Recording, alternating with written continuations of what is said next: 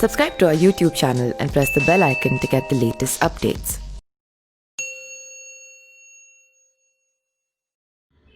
नमस्कार, मैं पिंटू सिंह यादव आप सभी का स्वागत करते हैं न्यूज़ लाइव में। दोस्तों, बिहार में विधानसभा चुनाव नज़दीक है और विधानसभा चुनाव के पहले बिहार के ऐसे दिग्गज नेता जो हैं इस दुनिया को अलविदा कह गए, जिसको लेकर ऐसा लगता है कि बिहार का विधानसभा इस बार का चुनाव जो है वो तो होगा ही, लेकिन कहीं न कहीं उनकी कमी खलेगी और बिहार का जो चुनाव होगा वो शून्य सा पड़ा रहेगा। आज उन्हीं नेताओं के बारे में चर्चा करने वाला हूं जो बिहार की राजनीति में एक अच्छी पकड़ रखते थे, बिहार के जाने माने नेता थे और बिहार की राजनीति में अपने भाषणों से और अपने व्यक्तित्व से और अपने राजनीतिक चीज़ों से हिला कर रख देते थे और जिधर जाते थे झरोखा उधर ही बहने लगता था। तो आज मैं जो है आपको बताने वाला हूं कि बिहार में विधानसभा चुनाव से पहले वो कौन कौन से नेता हैं जो इस दुनिया को अलविदा कह गए, जिसके चलते बिहार का चुनाव अधूरा होने वाला है और बिहार चुनाव में जो शोर सराटा और जिस तरीके से धड़कने वाली आवाज़ सुनाई देती है वो कहीं ना कहीं थम सी गई है। वो कौन कौन से नाम शामिल है उसके बारे में आज मैं आपको चर्चा करने वाला हूँ। सबसे पहले तो बिहार में जब चुनाव होने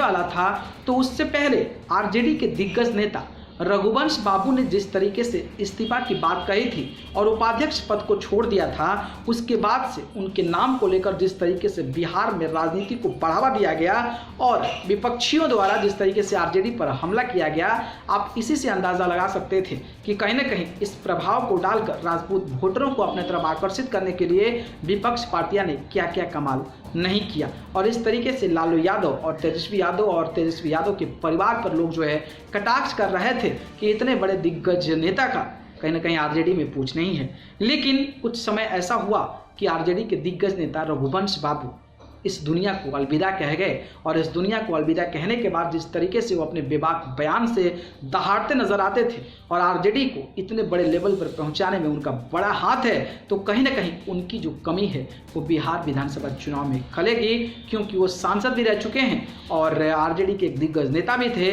और केंद्र में मंत्री भी रह चुके थे। और आप अगर हम बात करें, आपको आसानी भाषा में समझाए तो आप ये कह सकते हैं कि जो मनरेगा वाला केस था, जो मनरेगा वाला मामला था, उस स्वरोजगार जो मामला था उसको लाने में इनका काफ़ी बड़ा योगदान था और इस दुनिया को अलविदा कह गए हैं। तो कहीं ना कहीं आरजेडी और बिहार चुनाव में इनकी जो आवाज़ है वो कहीं ना कहीं थम सी गई है और इनकी आवाज़ जो है बिहार विधानसभा चुनाव में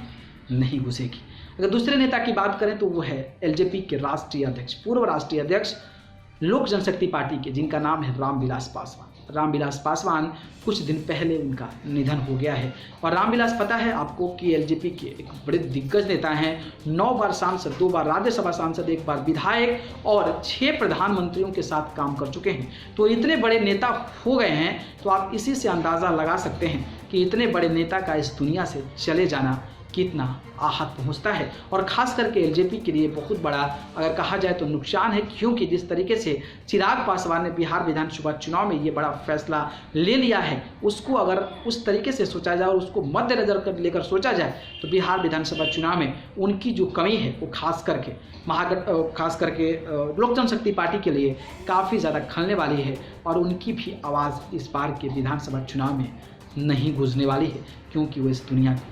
अलविदा कह गए हैं। वहीं अगर हम अगला नाम बात करें तो आज एक जो बड़ी खबर आ रही है वो खबर आ रही है बिहार से। जी हाँ, बिहार के भाजपा के दिग्गज नेता जिनका नाम था विनोद कुमार सिंह, जो कि खनन मंत्री थे और अति पिछड़ा और पिछड़ा मंत्रालय भी संभाल चुके थे, जो कि खनन मंत्री के तौर पर काम करते थे और बीजेपी के विधायक थे, वो भी कटिहार के प्राणपुर से। तो इतने बड़े नेता थे, अगर कहा जाए तो भारतीय जनता पार्टी के विधायक और नीतीश और जेडीयू सरकार में मंत्री थे और उस मंत्री का इस दुनिया से चले जाना और इस खास करके चुनाव कैंपेन जब शुरू हो गया है तो कहीं ना कहीं अगर हम बात करें तो बिहार चुनाव में ये काफ़ी बड़ा झटका है बीजेपी के लिए और बीजेपी के लोगों के लिए, क्योंकि एक मंत्री का, एक कैबिनेट मंत्री का इस दुनिया को छोड़कर चले जाना ये कहीं ना कहीं आहत पहुंचाता है और इनकी भी जो आवाज़ थी वो कहीं ना कहीं 4 बार के रहे एमएलए को हरा कर ये एमएलए बने। तो आप इससे अंदाज़ा लगा सकते हैं कि इनका जो व्यक्तित्व, जो प्रभाव रहा होगा वो कितना तगड़ा रहा होगा, जिसके चलते अब जो है इनकी भी आवाज़ अब हमारे बिहार के चुनाव में नहीं घुसने वाली है। खैर जो भी है, एक दिन सबको जाना है, लेकिन कहीं ना कहीं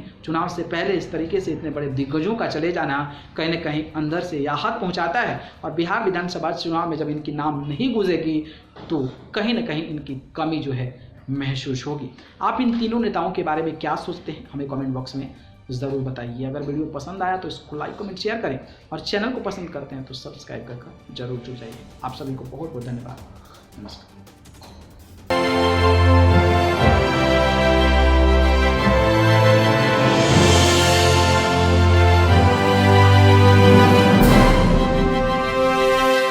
Subscribe to our YouTube channel and press the bell icon to get the latest updates.